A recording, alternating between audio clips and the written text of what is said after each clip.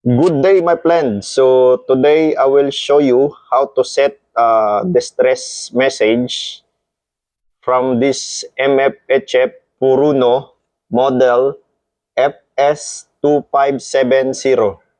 So first, you can push this DSC.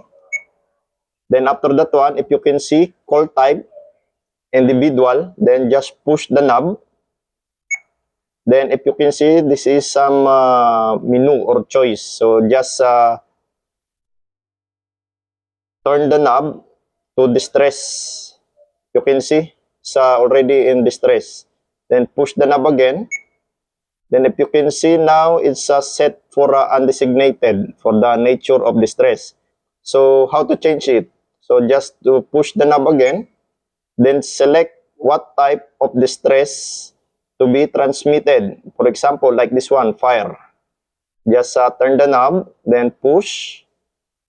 Then if you can see, it's already in fire.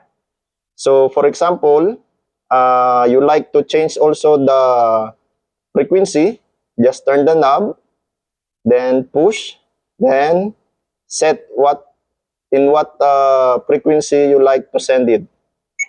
Then after that one, if you already set, you can push already this distress button to send a distress message. So that's all, my friend. I hope that you take something for this one. Thank you.